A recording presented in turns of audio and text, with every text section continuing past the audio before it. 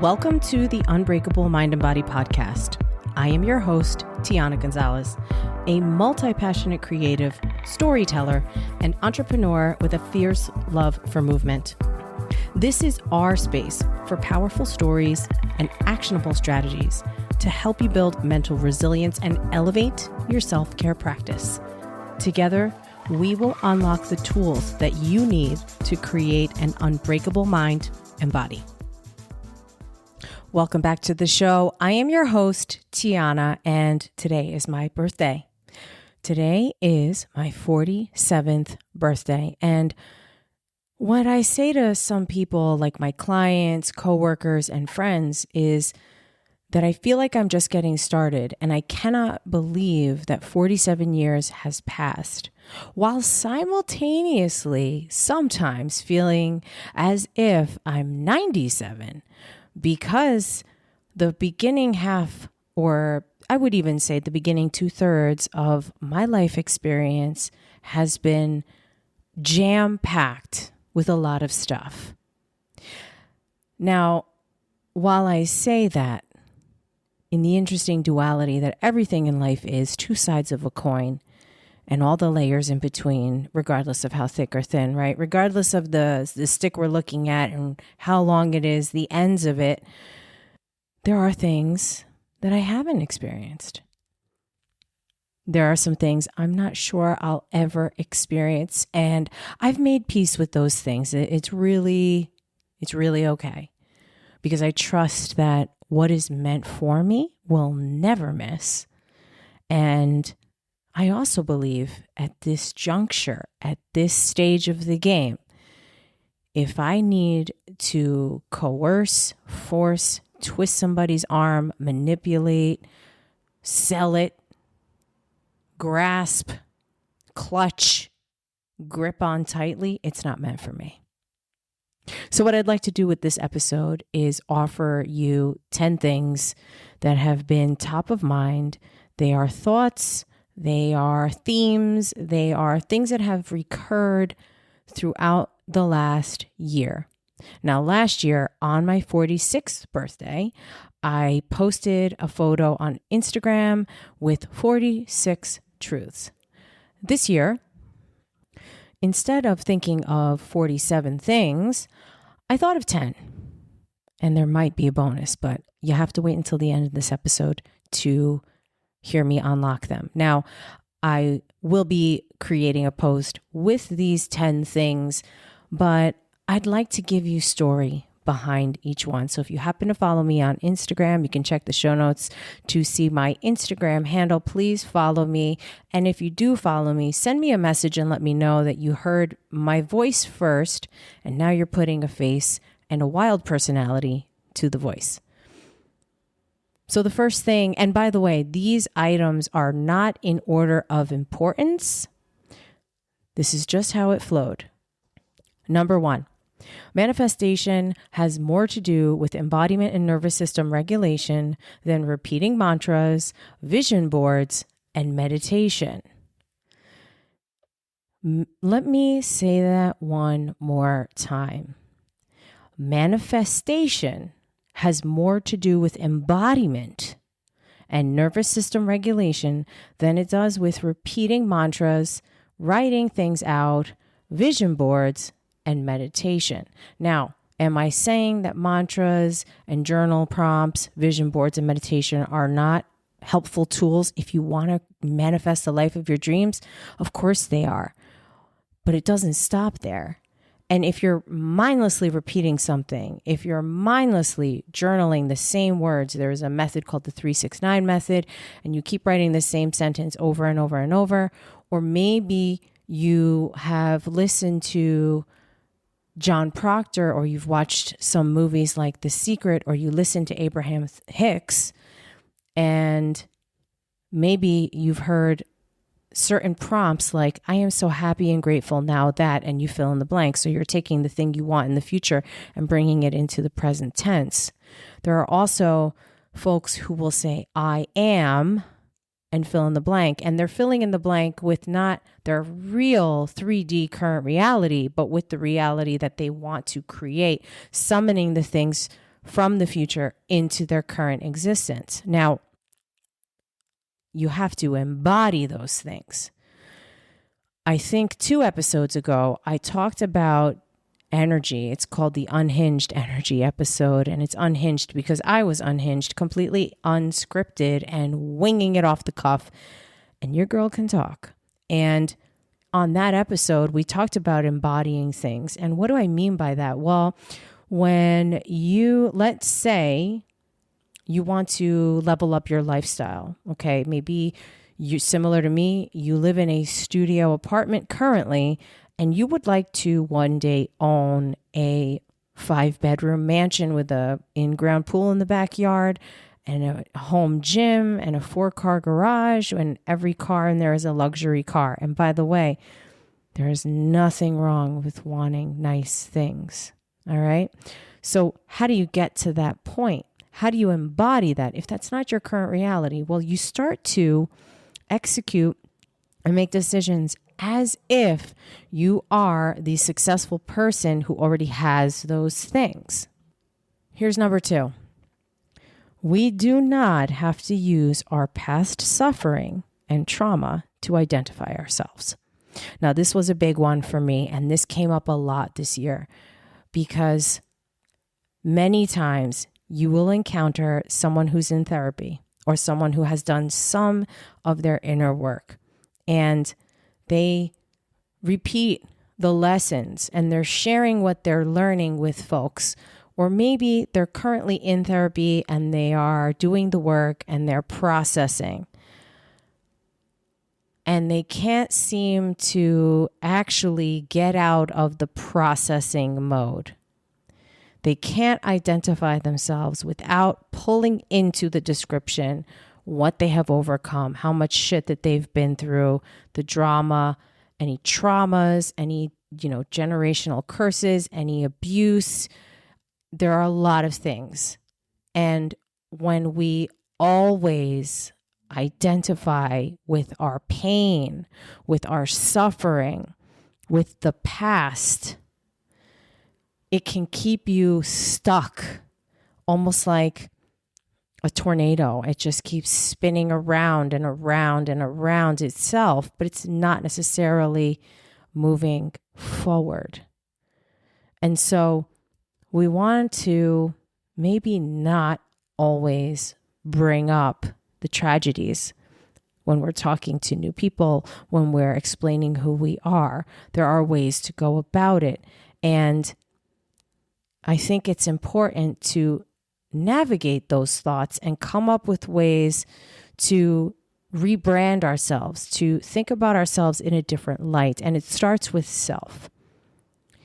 I recently was having a conversation with someone and he said, you've just been through so much. And I had to stop the conversation. And I said, first of all, whoa, you only know a fraction of it.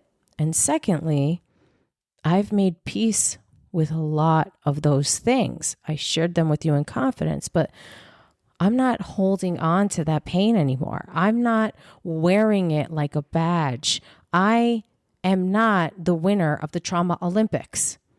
Yes, I've been through a lot of shit. And no, most people won't believe it if I ever told my full and complete story. They would be fucking amazed that I'm still alive. They would be fucking amazed that I have made it as far as I have, knowing some of the things that I've been through. And there are things that absolutely no one knows. Number 3, not everyone you love as a friend feels that mutual friendly affection back towards you. Sometimes they are envious, monitoring spirits that keep tabs but secretly hate you. This is a lesson that I learned very abruptly in 2024, and it trickled over into 2025. In 2024, I grew apart from 2 people who were very long-standing friends. And ironically, they don't know each other, but I've had long-running relationships with 2 of these people. And it was almost simultaneously that I realized, oh my God, they're not really interested in seeing me win. They're not really vested in this relationship the way I have been all this time.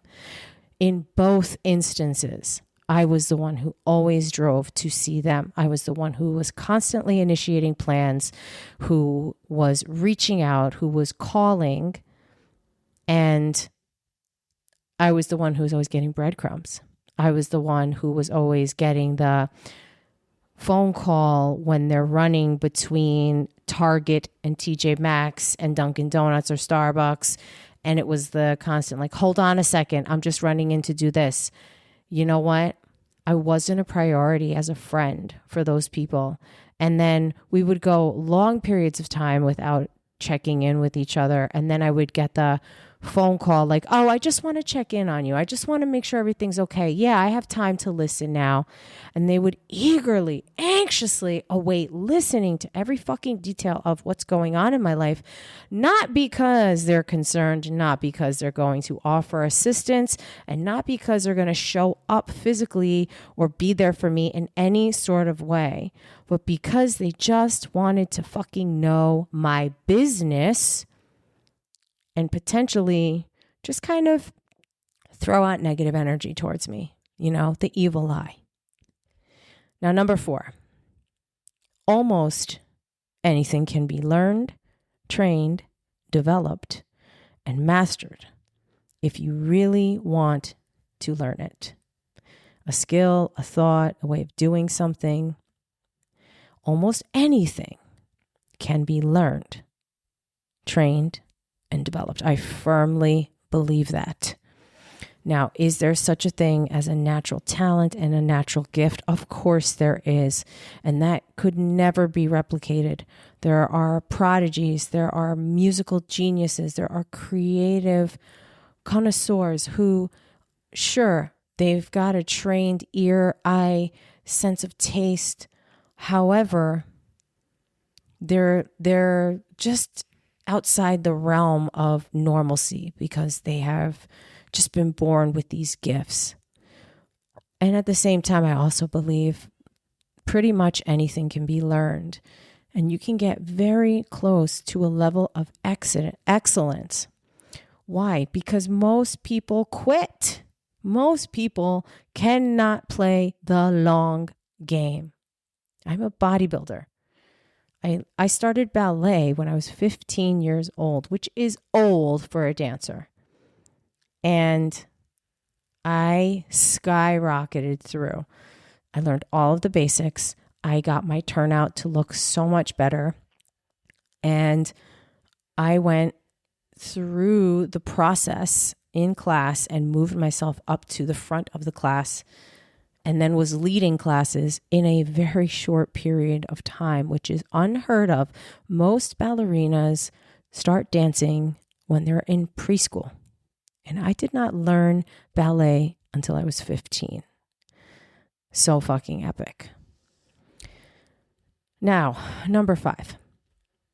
You will be sent the same lesson, sometimes in the form of different people, until you learn and act appropriately, until you learn the lesson. And you learn the lesson when you change the way you respond and how you behave. I'm going to say that one again because it's good. You will be sent the same lesson, sometimes in the form of different people. And this could be over the course of years, by the way, until you learn and act appropriately.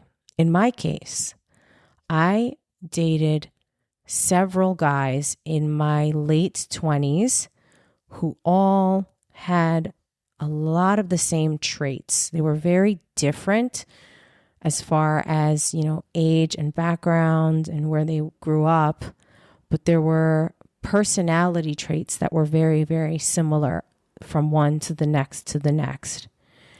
In my mid-20s, I was dating a man who was 6, almost 7 years older than me. And that became an abusive relationship over time. After him, I was single for about a year plus. And then I dated someone who was 6 years younger than me. And so that was like the swing of the pendulum, and it was a lot of fun, but I wasn't being completely fulfilled in a relationship level. I didn't have a partner in that situation. I had a project. And that person is no longer with us. He passed away in 2009. And then the person after him, I thought was like the best thing since sliced bread. But truly, what was going on there is that he was the best thing I had to that point in time. But the bar was so fucking low, and I didn't even know. And so when that ended, that's the relationship that I said to myself, all right, I need to make a change, because this one did these things, this one did these things, and this one did these things. And what's the common denominator here? Me. So we're going to therapy again. And I put myself in therapy, and it was the best thing I ever did for myself. Now, truth be told, of course, as I continued dating well into my 30s and into my early 40s, I did encounter people who reminded me of some of the young men I dated in my 20s. However, I was smart enough now to recognize the signs, to understand the behaviors, to see the patterns, to honor the red flags that I felt within me. And maybe they're not red flags for everyone else, but they were red flags for me. And to say, no, thank you. I'm not interested. Bye-bye now. But I had to go through what I had to go through to get to this point. Remember, I believe this for myself and for you, that you do the best you can with the tools that you have at the time. And if you're fucked up, well, hopefully you can learn from those mistakes so you don't make those mistakes again. That's the whole fucking point. I mean, that is literally the point of this entire podcast, of every episode of this show, is to learn from your mistakes and be in a state of constant evolution, of growth, of making yourself a better person. Now, number 6, confirmation bias and social media can trap you into linear, small-minded thinking, which is simply not true. What do I mean by this? Did you ever go to, I don't even want to say an app, any of the social media platforms, and you start seeing articles that align with your views? It could be about anything. It could be about how to make cookies that are crispy and dark brown on the bottom, but not burnt, and gooey and have a little bit of a rise in the middle. I mean, that's very specific, right? And you could then find recipes and articles that support your choices and say, yep, that's the way to do it. That's the only way to do it. This is how we do it. And what do I sound like? I sound like someone who's very small and closed-minded. There is more than one way to do things. But if you believe that that's the only way, you will start to see posts from your network, things being shared from media platforms and outlets that support your beliefs. And then that makes you think that that is absolute truth, when in fact it is not. Number 7, learning a new language is easier than I thought. So I am learning Spanish for the millionth time, but this time it's actually working, because I am immersing myself in Spanish every single day. Some days it's 15 minutes, some days it's an hour, maybe 2. Just depends on what I have available and what the topic is. I've been watching Spanish videos and listening to Spanish podcasts. There are several platforms that I'm into. I absolutely love having the variety. There's one that is, all the episodes are 2 native Mexican speakers, and they talk about the way that different dialects use different words but they mean the same thing. They're very funny. Oh my God, their banter is so good. Then there is another platform that has thousands of videos on their website and on their YouTube channel, and the podcast is excellent. And then I found a few others, and I have to tell you that just listening and immersing myself in what they call comprehensible input is helping me become more brave when I'm in a situation where I can try speaking to a native Spanish speaker or even with somebody who is learning as well. And I will tell you, this has brought me more connection because I have encountered people on social media who are in the same boat as me, including one person who has a Spanish last name, just like I do, and he did not grow up bilingual. And now he's changing that, and he's in his 40s, and he has big dreams of potentially moving to go to Spain and really immerse himself. And I think that's fucking awesome. So if you want to learn a new language, immersion is the best way to go. And you can easily do that with YouTube. Start there. Now, here's number 8. People can only meet you as deeply as they have met themselves, which might explain why those who have done some inner work are bored, uninspired, and not motivated by their 3D reality. So if you've done any therapy, if you've done shadow work, if you are currently doing it, and you're working on making yourself the best version possible, then you may find that your current state of the state isn't doing it for you anymore. You might find your work boring. You might find your coworkers are immature now because you've done a lot of work on yourself. Your perspective is different. And so now you need to re-examine all of the connections and the relationships that you have in your life, because you need to be in a room with people that are pushing you to continue to expand and to grow. It's kind of like if you go away to college and then you come home and you are meeting up with your friends from high school and you have nothing in common with them anymore. You don't know what to talk about, or the things that used to light you guys up and was the collective energy is no longer there, because growth happens for everyone at different rates and different magnitudes. So when you're dealing with or working with people that you once cared about deeply, it's not uncommon that maybe you've outgrown them or they've outgrown you. Now here's number 9. The greatest gift that you can give your loved ones is to go to therapy. It is a bold statement, and it sends ripples out to the world that you desire being better. Your children deserve a better future than anything that would resemble what you had growing up.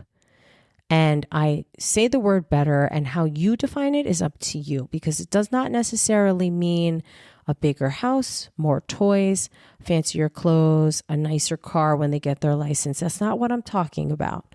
What I'm talking about is the emotional depth. It's the emotional connections. It's the quality of the bonds that you have created with them. And it is the ability to have difficult and uncomfortable conversations and to work through those things, resolve them, make changes where necessary, and proceed forward. That's what I'm talking about. Both of my parents are good people, but they have a lot of trauma and a lot of shit. And when I was very little, they were also significantly younger. And it makes sense. They were still growing and didn't know what the fuck they were doing. They did the best that they could. And I truly believe that.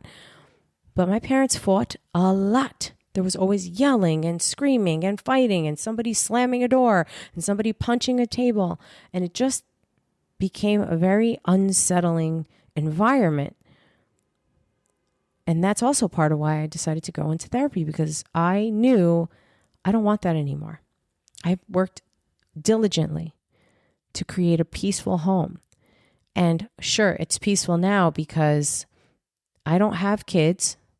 So there's no kids that I need to discipline at the moment, but maybe I'll be a stepmom someday. And I want to be sure that I'm a better version of myself than I would have been had I not done that work. Because where I come from, it is common to yell and scream and, sometimes slam your hand on the table or punch a wall. And quite frankly, that's unacceptable. When you yell or raise your voice, or if you lie, or if you throw a tantrum, what it means is you do not know how to regulate your emotions. If you start screaming off the handle, yelling and cursing, especially around children, you don't know how to control yourself, and you are creating a hostile environment for a very small, gentle, impressionable spirit. And now you're traumatizing your own kids. Number 10. I believe that the power of true, vulnerable, heart-aching love can heal a lot of the gaps that may be seen in the world through our differences. It is very difficult to hold on to some relationships when people's views on things are drastically different. When we're being divided in so many areas of our life. I just saw a video today of a young man commenting on how a large retail store is removing all of their prices from their tags that hang on articles of clothing. And you have to download the app, scan the barcode, and then get the price. And on the principle alone, it's just wrong. Because basically what the store is saying is, if you don't have a phone and you can't download the app, then you don't get to know how much the item is. And it could potentially lead to big problems in the future. Now, some people are not agreeing with this person. I happen to agree. And it's a problem. But maybe if we had a more gentle and loving stance, or came from a more vulnerable place, we could be more understanding of others that maybe don't have what we have, or maybe they don't have a phone, or maybe that's the best that they can do right now. And maybe we could be a little bit more compassionate towards one another and bridge those gaps. Now, here's your bonus point. Getting down into your body through movement, through breath work, through things like dancing and play. This is the gateway to the fountain of youth. I believe if you prioritize movement, you will notice your life and the energy shifting. I certainly don't look like I'm in my 20s, but I also know that I don't look 47. And I attribute that to keeping myself happy, keeping my body in motion. I move every single day. I've been encouraging everyone in my family, including my grandmother, to get up and move, even if it's just a little movement around the apartment. But moving your body is the secret sauce. Sitting in stagnation for long periods of time, doing nothing, you're going to rot. And you can deteriorate very quickly. I see it happen all the time. Folks retire and they stop moving. They don't go out for walks anymore. They don't go to do exercise. They're just kind of lounging around. And yeah, they're retired. They deserve it. However, they fall apart, and they fall apart quickly. So those are my 10 plus 1 thoughts, themes, things that have come up a lot over the past year of my life. I'm going to run through them again really quickly. Number 1, manifestation has more to do with embodiment and nervous system regulation than repeating mantras, using a vision board, and meditation. Number 2, we do not have to use our past suffering and traumas to identify ourselves. Number 3, not everyone you love as a friend feels that mutual friendly affection back towards you. Sometimes they are envious monitoring spirits that keep tabs but secretly hate you. Number 4, almost anything can be learned, trained, developed, and mastered if you really want to learn it. Number 5, you will be sent the same lesson, sometimes in the form of different people, until you learn and act appropriately. Number 6, confirmation bias and social media can trap you into linear, small-minded thinking, which is simply not true. Number 7, learning a new language is easier than I thought. Number 8, people can only meet you as deeply as they have met themselves, which might explain why those who have done some inner work are bored, uninspired, and not motivated by their 3D reality. Number 9, the greatest gift you can give your loved ones is to go to therapy. It is a bold statement, and it sends ripples out to the world that you desire to be better. Number 10, I believe that the power of true, vulnerable, heart-aching love can heal a lot of the gaps that may be seen. Number 10, I believe that the power of true, vulnerable, heart-aching love can heal a lot of gaps that may seem to be widening our differences. And number 11, the bonus point, the big takeaway, is that getting down into your body through movement, breath work, things like dancing and playing, is the gateway to the fountain of youth. If you prioritize movement, you will notice your life shifting for the better. I really hope you enjoyed this bonus episode. Thank you for celebrating my birthday with me. Thank you for being here in this cozy little moment with me. This is our time, and I love it.